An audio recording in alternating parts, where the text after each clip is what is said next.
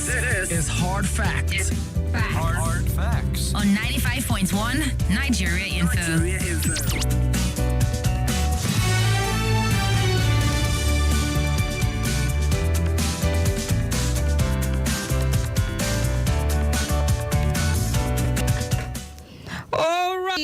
Good afternoon, and thank you so much for staying with 95.1 Nigeria Info to make my voice carry as high as Mariah Carey.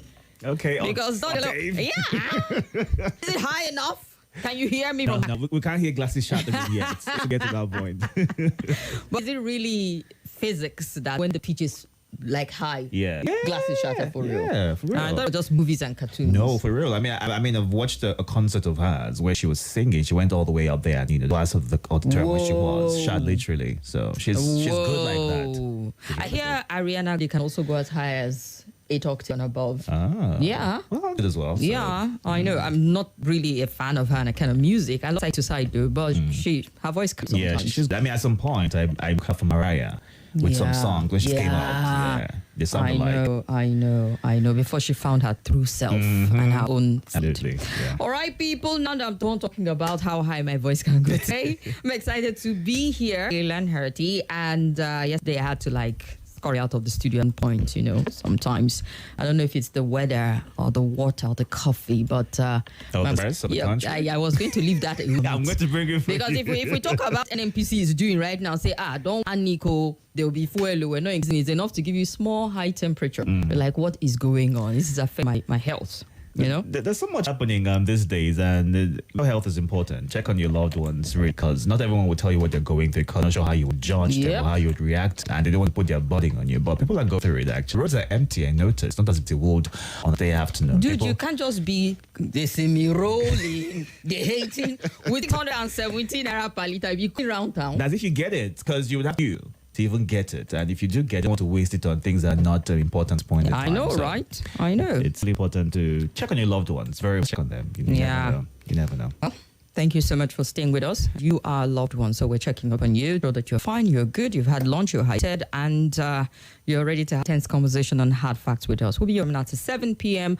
and I promise you'll have an amazing time. From the intensity of conversation, it's going to be educative, informative, and Itodo every now and again go up with a bit of humor, so you might sprinkle a little bit of a dash.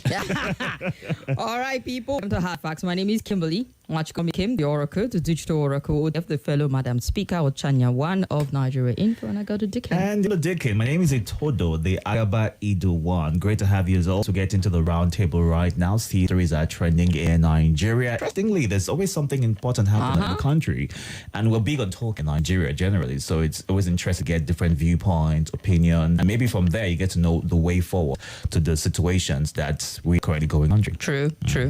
So welcome to the show. We've got our guest with us, comfortably seated, all quiet and just taking everything in. We've got Nsikak Fyneface. We're delighted to have you join us on the show. Yeah.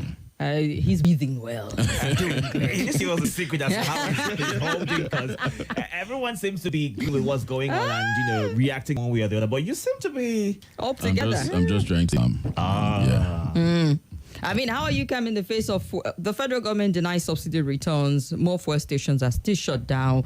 People have to look for where they can actually buy this. So at one point, you start to really wonder, because we've been down this road before where you don't worry, we're not increasing it, and it's shut down, and then it drags on for a week or two.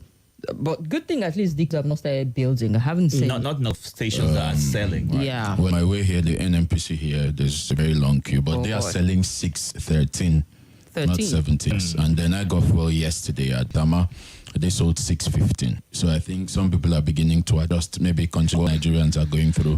What difference does those 2 naira make? It does. It makes a whole lot of difference. Yeah, it does. It does. For me, yeah. But then I think I wouldn't say we are vlogging the matter, because until we get it right, Nigerians will keep talking about fuel subsidy. Like I've always said, look, fuel is supposed to be a major source of blessing to the nation, but it's becoming a major problem, and it's worrisome for us because Nigerians are now the ones feeling the negative effect of this. Federal government say, oh, okay, a few weeks back, a report came out that they were still paying subsidy, but then they came out to debunk that and said, no, we're not paying. But then, when we talk about subsidy, what exactly is subsidy? Basically, it's just a financial assistance provided by the government, to reduce the costs for consumers. But then there are some rewards of paying subsidy because, you get to buy fuel in a particular amount, which is kind of favorable for Nigerians and all that. And then it's always affordable. But then that's when we usually have that scarcity 2 weeks. There's one we had last year that lasted for almost the whole year. Yeah, it started in the FCT. Yes, it started on the 14th of February and we had it till about November. Exactly. So, but when Mr. President came in June, he took off subsidy.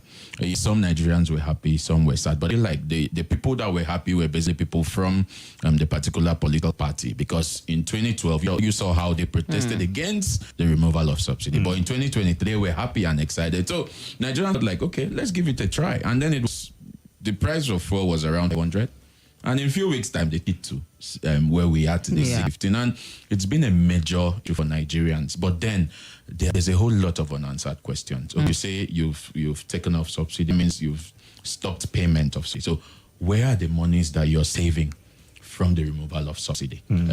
According to report, it's been said that the federal government has actually saved about, about 1 trillion naira from the removal of fuel subsidy. But then, where is this money? How have you been able to use this money to effect real change in the life of Nigerians? Because the word of the APC from 2015 has been changed. But what kind of change are Nigerians experiencing?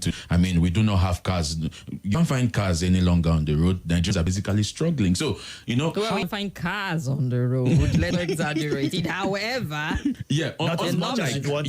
Before, how it used to be before now. So, like I've always said as well, you took off subsidy. I feel like the price of fuel should have been maybe 250 or 300, but taking it to 500 and now 615, I think it's really not fair on the part of Nigerians. And I'll say this: over the subsidy has been 2 times the size of the education budget, and at a particular time up 7 times the budget of the health sector as at 2014. That subsidy payment from 2005 to 2021 is equivalent to the entire health, education, defense and agri budget in the last 5 years. So the question right now is, who is paying the difference of the landing costs? Because markets have complained about the increase in landing costs and how that would affect the price of fuel once it comes into Nigeria. So who is the difference if the NNPCL is saying the federal government is no longer paying subsidy, even though the person, as of yesterday, gave out a report stating that the government was back to pay subsidies. So who is being truthful here, and is there a payment for the landing cost, friends? I think what we really need to do concerning the issue of fuel and oil is to carry out a thorough investigation, because for me, a whole lot of things is being shredded in secrecy. And if we keep on going this way, Nigerians will basically still be the ones having to suffer for this. So I think we need a proper investigation. I wouldn't even want the investigation to be carried out by Nigerians. Maybe we could have a foreign who would come in and carry out a proper investigation, look through the records of the NNPC, because Nigeria can't keep on going this way. Look at all producing countries around the world. They've made progress. It's not like Nigerians are just the one lacking behind because of lack of transparency. And I also feel like we have people running this, for instance, like the NNPC, who basically do not maybe have an idea of how to make these things work. So we begin to have the proper people manage things. Because if you look at some of the amendments, for me, it looks more like political. You're trying to repay someone, but we don't want that. All is to be a major blessing. It can't be so. Nigerians are suffering. Look at countries around the world. For instance, at Dubai, look at everything. The citizens are doing well. People are living comfortably. But look at Nigeria. People are suffering, and I think it's sad. It's painful. So I think we need to carry out proper investigation. I wouldn't, because if you say, let's use a Nigerian company, you still get same. It's just like doing the same thing over. We can bring in foreign companies, a private firm, to run a proper check on exactly what is happening. Because if we keep on going this way, we've been complaining this. And Nigerians are now saying, look, it's maybe just put back the subsidy, keep on paying, and then let's have fuel in subsidized, rate. And then so that, yes, I know the problem with also paying for subsidy, that there will be fuel scarcity. And that's another problem. We can't have our cake and eat it. So at this point in time, we need to choose where we but for now, I think Nigerians are saying, keep on paying the subsidy, reduce the price of fuel. Even if you want to sell 200, Nigerians are ready. Yes, we can't get maybe 197, take it to 100, but Nigerians need to breathe. It's necessary because look, the government are actually choking the people, and then there's no one coming out to say, okay, I suggested before now that we should have maybe something like a press briefing weekly, come out and talk to Nigerians. Let's understand exactly what is happening, because for now it's as if people are just in the dark.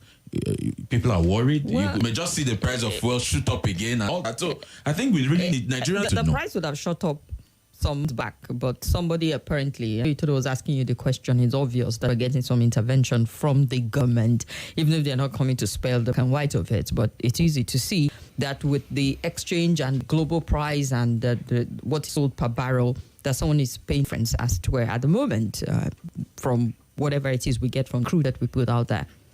The danger is if that is removed and people are forced to pay based on the current global price, Nigerians will scream at the top of voice. So that's that. But here's something else.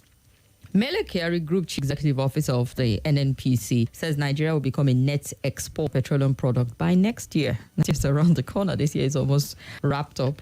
The target means that Nigeria seeks to achieve higher production value that would enable increased export value of petroleum products than import. He said this on Monday during the Energy and Labour Summit of the Petroleum and Natural Gas Senior Staff Association of Nigeria in Abuja. Said no resource-dependent country entirely exports its crude oil. And today, we're about 100% of our production. No resource-dependent country does this, and that is what's delivered on our mandate. I don't want to speak about it. When it's done, you'll see it.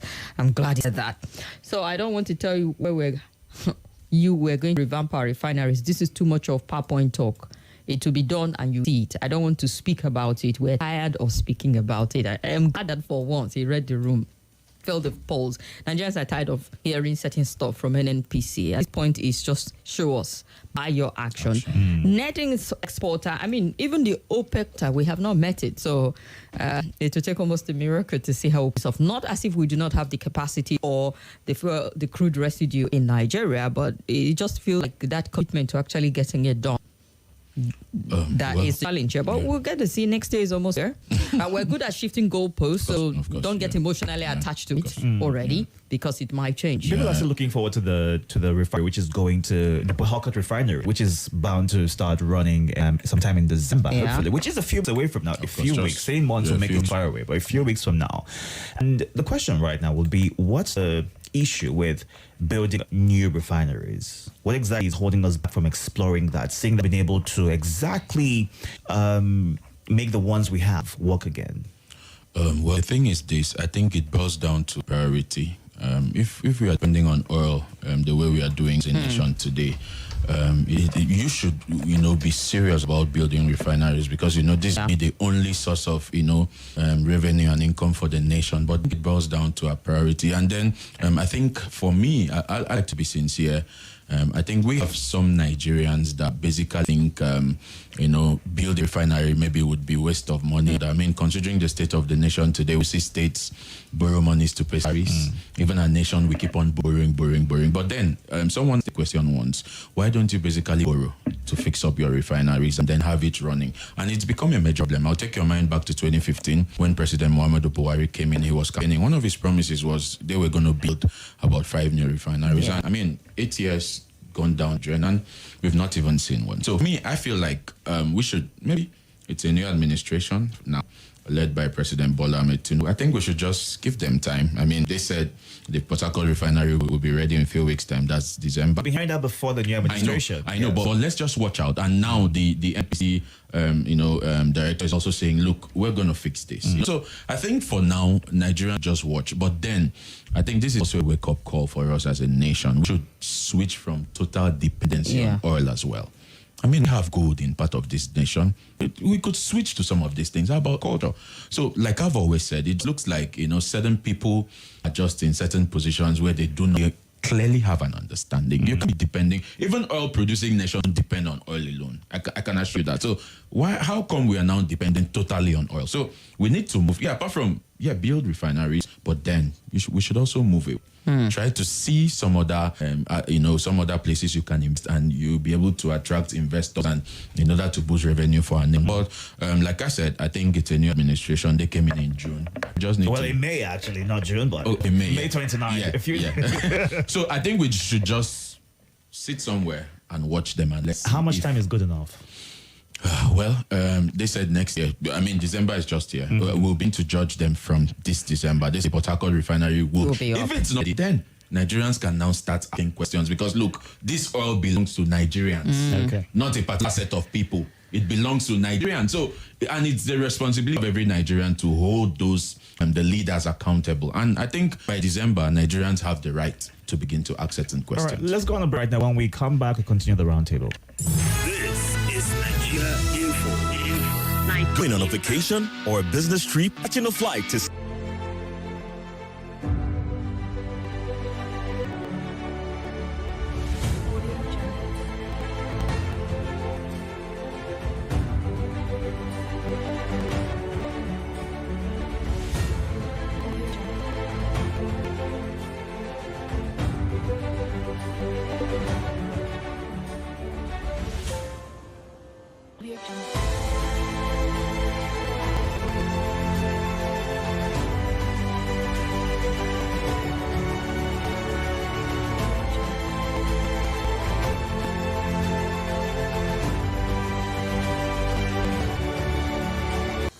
Hello, my name is Kimberly.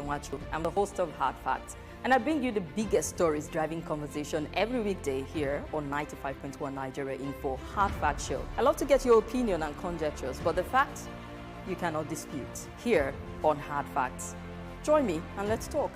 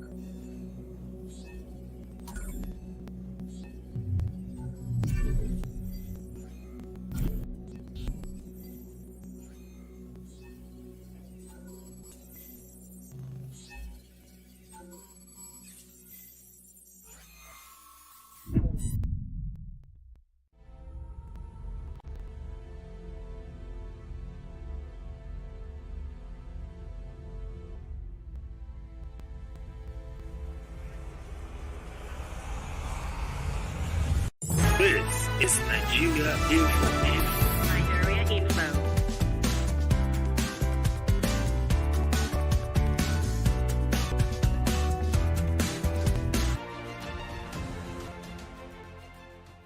This is Nigeria Info. Nigeria Info Abuja. Do also subscribe to our YouTube platform and click the bell right there so that you can be informed when it is we are live and streaming on that platform.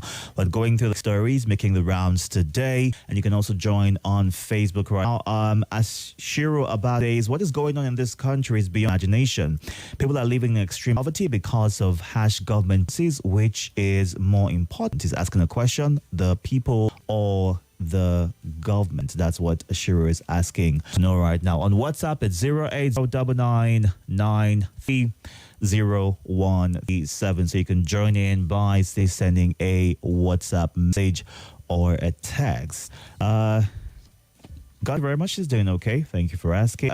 The price of fuel in my area, Maraba, is $6.25 a liter, except NNPC stations that sell for $6.13 to a liter. That's what this person is saying. Belumin who says, I want to ask our guest question. So you would want to listen to this. I heard him compare Dubai to Nigeria. Is he aware that Dubai is not up to the size of a local government in Nigeria? A Limosha local government of Lagos with 11 million people is almost 6 times the size of Dubai population. On which base are you comparing Nigeria to Dubai? Is the question that Belumi is asking to know. Before you answer, I'll give you time onto that.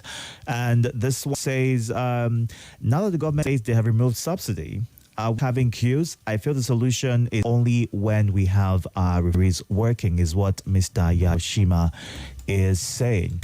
And please be informed that most fuel stations along the Lugbe Airport are now selling at $6.25 per liter. God help us, is what in Lugbe is saying. You want to that question? Welcoming Dubai to Nigeria is on the basis of development. That's an oil producing as well as Nigeria. When we keep on about the size, that means we are making excuses. Look, Nigerians deserve development. Why do you think Nigerians are leaving Nigeria every day to see green pastures? Because things are basically work, healthcare, education. Look at our power sector as well. Look at all these things. So you can't keep on saying that is the size. No, develop the nation. Can't be selling oil and Nigerians are poor. You can't be selling oil. Nigerians are living like, below the level they should live in.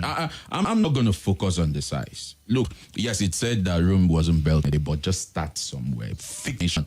Let's have good roads. I should be able to travel by road from here comfortably to the east without poles and all. So when I tried the comparison, we shouldn't focus on the size. If you bring the people in Dubai to Nigeria, they'll change things around. It's a function of that would happen. Of course, it's a function of the mindset. Yes. So we are just asking for development. Nigerians are not saying dash us money. That's why when they talked about giving palliatives for the remote, Nigerians kicked against it because why would you give me 5,000 naira? Just ensure that things are in place. Let's have quality education. Let's have good roads. Let our healthcare create jobs. But here is something that Kerry shared. I'm going to go real quick. And according to him, as of today, close to 25 issued to companies to establish refineries dormant. As long as we do not have set around pricing, no one will want to put in their money.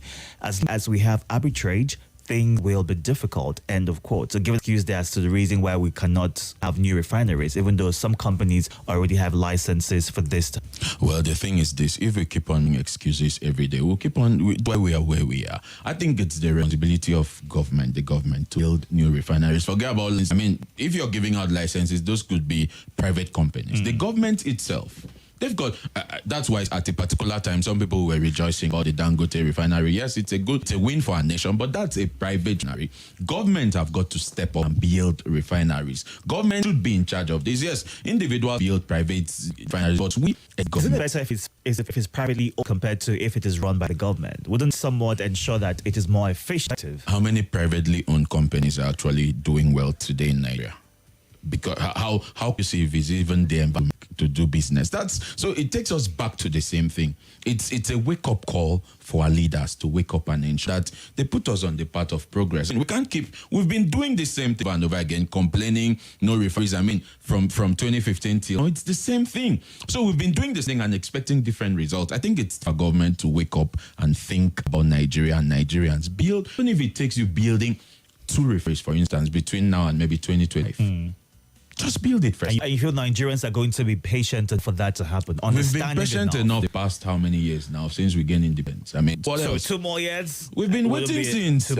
We've been waiting basically all our lives. I grew up here. I was born in Nigeria. I grew up here, and it's been the same story. No power supply, bad roads, healthcare. It's the same thing. So Nigerians have basically been waiting. Imagine someone who is in his 60s. He's been waiting all his life. And then it's the same issue. No jobs. See youths graduating from school, celebrate, you finish your NYC, no jobs. You now have to start creating your own business. And then no power supply. You have to buy your generator. Now there's no fuel. You can't even buy it again. So what do you expect? Nigerians have been waiting I've been waiting all my life. And it's the story. So I think it's time for the government, like I've said, to begin to think about Nigeria and Nigerians. Look, like I said, any government who decides to focus on their people, maybe, leadership is all of the people. If you're coming in, lead the people. So it's not about you. It's about your people. It's not about your tribe, about your religion. It should be about the people. So I expect the government to up and focus. Yeah, so someone is saying, why are you comparing Dubai? That's the reason why we are where we are today. Always saying it's a smaller country. Like I've said, bring the people from Dubai to come and rule here. You'll see change. So I think we just need to be very intentional about change. Look, Nigerians do better. All right. Nigerians do better. I think we all agree on that. We absolutely deserve better. Still Roundtable with Nsikak, fucking some of the big stories driving conversation. We're talking about fuel. We're talking about the petroleum sector. Did you take this one on I'm IMF going to do it production? right now. All right. Then. Yes. So I'm to get into what the Financial Times is saying first of all, and this has to do with the economic policies of the president and what it's currently doing to Nigeria and Nigerians as well. So the London-based Financial Times publication says there are signs of President's economic reforms not going as planned. And that in an editorial, the publication noted, although he started well by removing fuel subsidy and moving towards a market-driven exchange, events in the past 4 months show that more work has to be done. And the report said that the removal of Godwin Emefiele, the governor of the Central Bank of Nigeria, raised eyebrows due to its unconventional nature, giving the impression of the political reprisal. And they just somewhat gave a big breakdown as to the repercussions of various steps and decisions taken by this present government. But right now, the IMF has gone on to cut growth projection in Nigeria to 2.9% from 3.3% in the first, I believe, quarter of 2023. Right, and it has a reduction in that. The contained in the World Economic Outlook released at the annual meeting of the IMF World in Marrakech, Morocco earlier today. And the growth forecast for 2023 is revised downward by 0.3 percentage points, reflecting weaker oil and gas production expected, partially due to maintenance work. Now, the World Bank had Nigeria's 2022 growth forecast to 3.1% from a previous forecast of 3.8% in 2022. If you recall, the First Lady stated that her husband is not a magician, so whatever decisions he's making wouldn't be able to make any immediate change. We need to have a bit of patience over time. Not sure about how long we need to be patient for, but patience is important to reap the benefits or the dividends of the decisions that he's making. Now, going by this report and the statements that we've been getting over time, it just shows that patience is important. But how patient can the average Nigerian be if this is not communicated to them in a way that they understand? Because bottom line is, we want to live with basics. We just want the basic for starters, and everything else should be able to come. It just feels like patience is a catchword for the APC. We've been hearing that since 20, honestly. Yeah. A lot of supporters of the government say, be patient. PDP did a lot of damage. They need time for the undoing. And then 8 years down the road, you're still making that same appeal with the same government. At one point, we're going to be patient for 60 years, equivalent of how much, independent something. But, at this point, you start to look at what are they really putting on ground. It's interesting whenever I see IMF projections for Nigeria. It's always been optimistic for all countries, but in fairness to Nigeria, half the time, start of the year, the production looks good for a lot of countries, even the most advanced democracies, but then they step it down a little.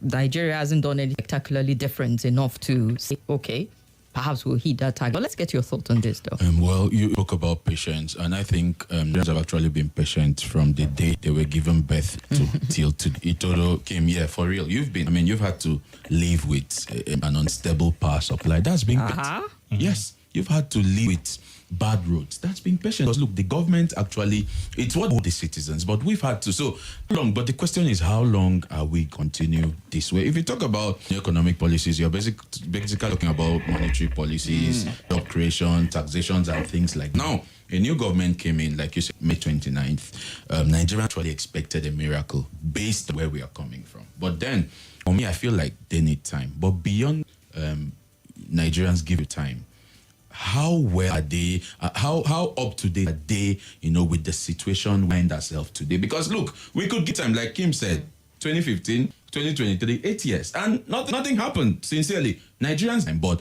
at the end of the day, we have to find out that people who were occupying certain positions basically did not the technical know-how. So it's not just about giving you time. Are you actually sure of what you're doing? No, but is it about not having the technical know-how or the system working against you? Because you might be somebody who is skilled, perfect in that role, but they're not able to give as much as they want to because of how the system maybe works against them. I think it boils to the kind of system we run. Like I've said before, you're preparing for election, you have people running around you, and they want to win. You think it's necessary to pay them. So someone who merits a position is dropped for someone who's running around. We need to grow beyond that. We need to appoint people based on excellence and your accidents. If you've not occupied a position before, you have no business there. In a nation today, you see they employ someone into a maybe department, someone who read law. They'll bring someone who's maybe accounting to head a department in the health sector. We don't need this. We need people who have the understanding to run these things. I feel like one of the major things we are suffering from is lack of manpower, in the sense that we bring people who do not fit a particular position. And that's where we are. How many jobs have been created in the past 8 years? Well, he's promised to create about, from the Jakarta Steel situation, we're promised a couple of jobs. Jakarta Steel, who's ruling it presently? Is it not the APC? For 8 years. Yeah. So couldn't they, who's ruling this? So what's the APC saying about? I think we should just look. I think, like I've said, Nigerians deserve the best. We've heard a lot of stories. We heard about 5 new refineries in 2015. And where are we today? None. Do you feel like we keep going back as to promises made from time past and holding us back from moving forward? Because I mentioned the Jakarta Steel. The president pledged 500,000 jobs once this is running. So that's something to look forward to. How many jobs did the APC create for the past 8 years? Is it even up to 20,000? In the whole nation for 8 years. So where will 500,000 jobs for? In a state being ruled by the APC presently. So what are you going to do different that you couldn't, templates do you have that you couldn't sell sitting governor since when you took over? I think it's time, look, our leaders just need to be serious about this thing. If coming in and you have no plan, there's no need coming in. Because it's more like some people just want to bear the name that, okay, he was a one governor. He was able to rule the state. And they don't have a plan. Look, there's a quote that says, if you fail to plan, planning to fail. And from what we've seen, our leaders come in with no plan. And I think that's the most painful part. And that's why Nigerians are worried. Because you bring very robust manifesto. That's why for me, I don't buy manifestos, because you contract someone to write a manifesto for you. You don't even content of that manifesto. And then present it, people clap for you. You get to the office and we don't see nothing. It's time for our leaders. Perhaps it's also a document for people to hold on to, interrogate it. If you don't know the content, it will help you know the content. And hold you by something to say, sir, this is what you brought. Like me, yes, it's in the document presented. How do you intend to deal on this? Sadly for us, campaigns are usually fraught with issues around, like the last one we did with Muslim ticket, we're dealing with regional issues. There were a lot of frivolities that we faced.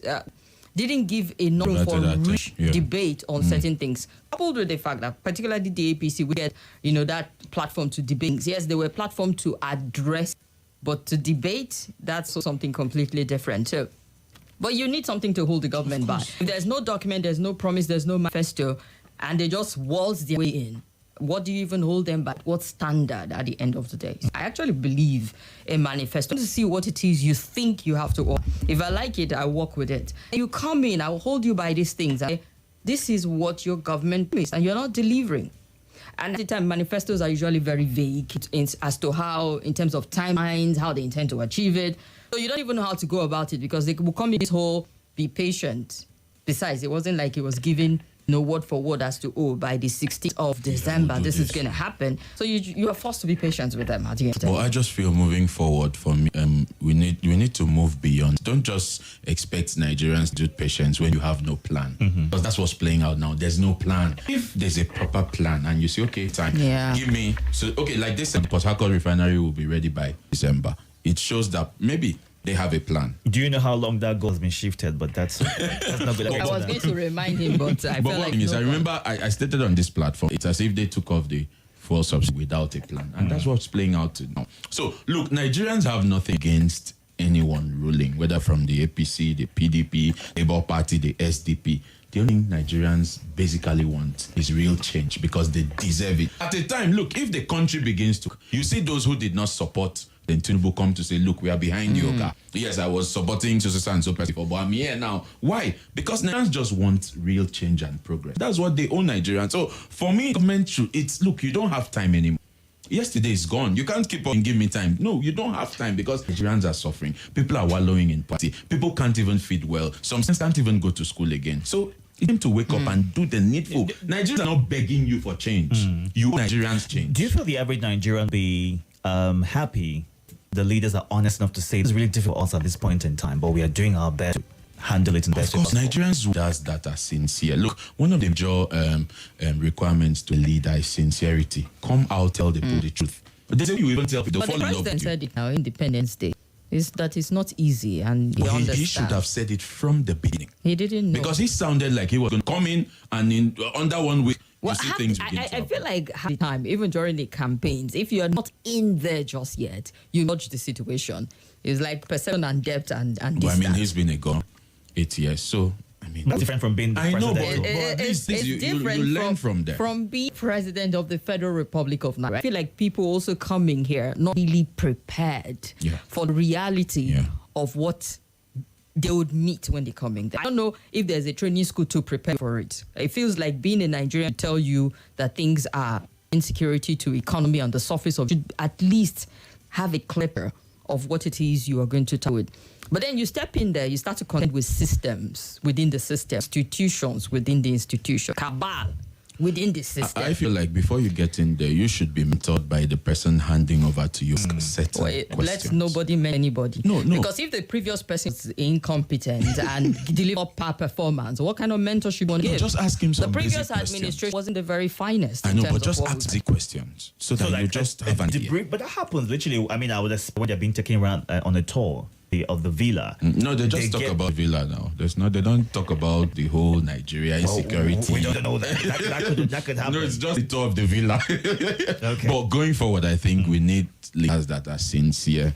Look, let Nigerians understand that, okay, this is where we are today. It's not going to be easy, give us time. This is exactly how things are. When you do, look, leadership is all about having empathy for the people you lead. When you act as if the people you lead do not exist, you only come out when it's Independence Day or you are celebrated to talk to them. But initially, we got a bit of communication every now and again in the first few weeks of them getting into power. I mean, we got that, and everyone. You know why? Because when they came in, they took subsidy. The NLC were protesting. They needed to calm the storm. But now everywhere is calm. So Is it really calm? Of course it is. Okay. It's the only thing that's not calm about the whole nation is that Nigerians are wallowing in poverty, and it needs to change. Let's get to the phone lines and get some of your reactions to this. 0700 951 0000 0809 597 486. You can also send a WhatsApp message to 080 993 0137.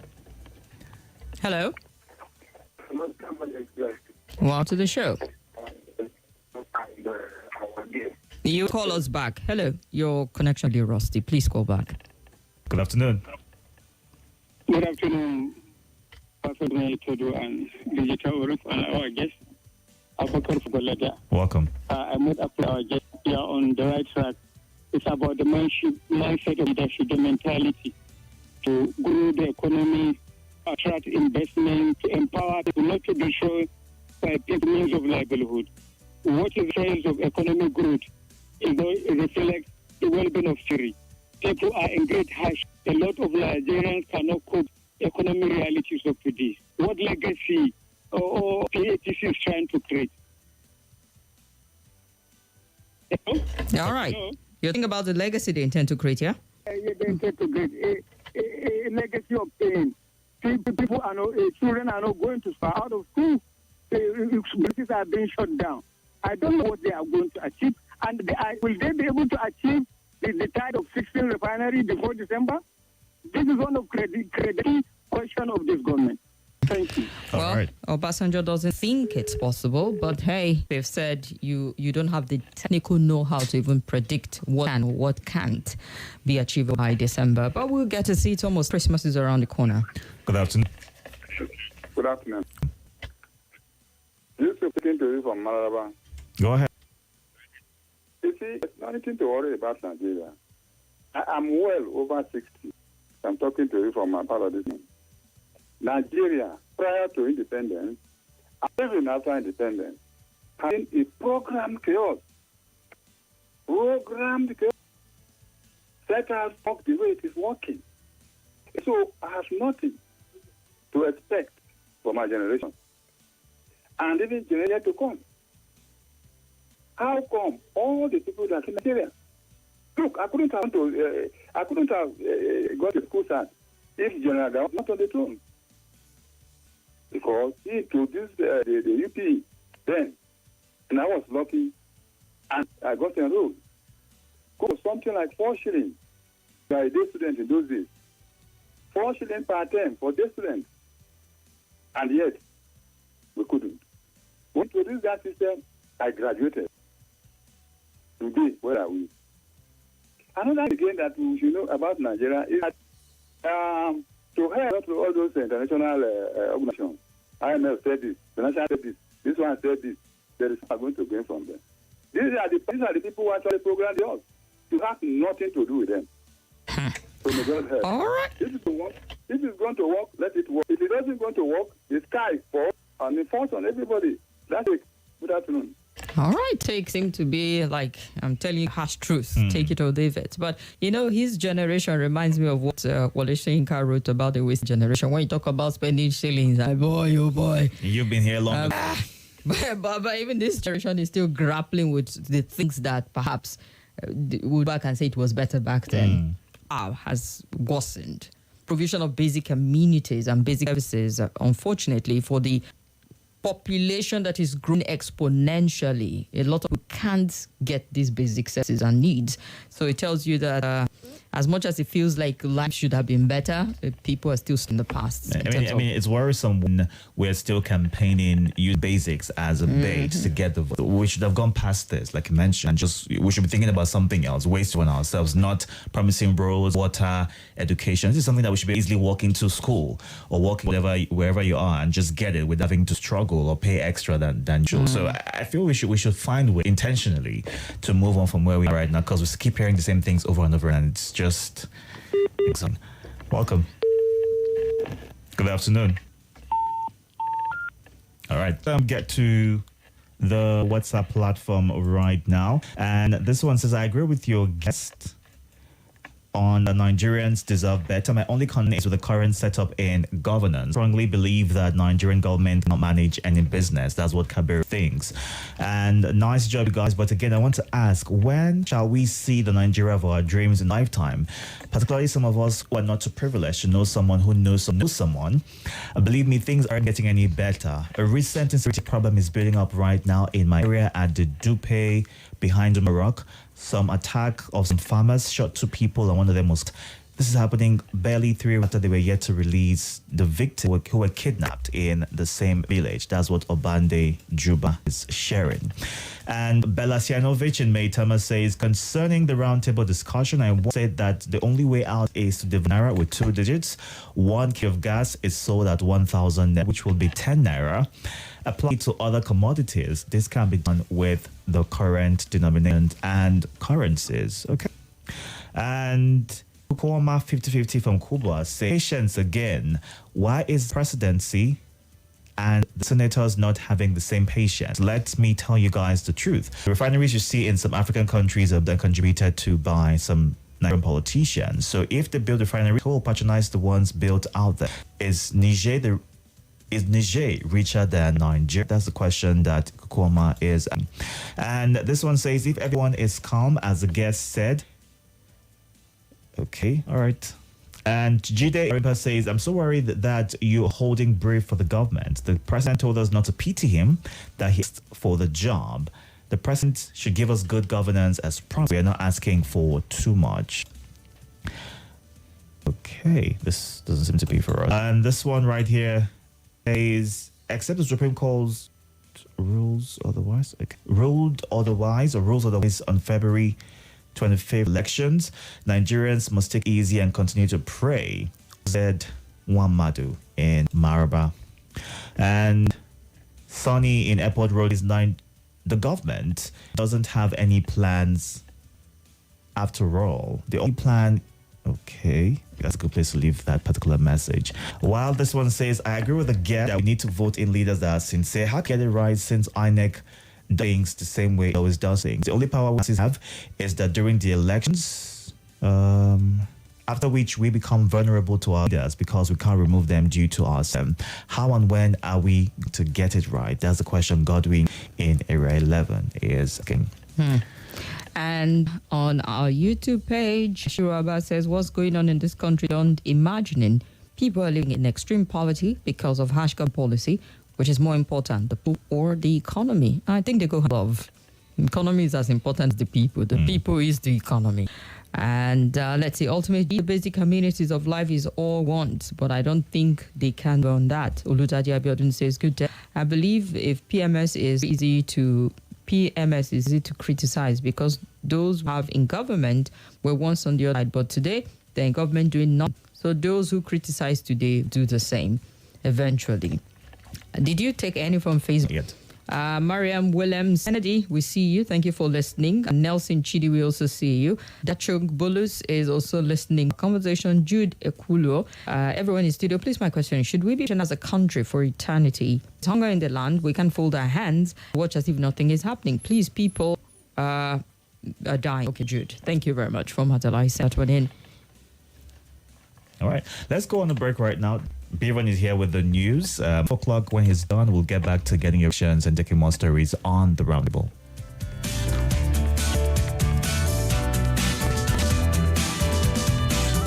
This is Nigeria Info.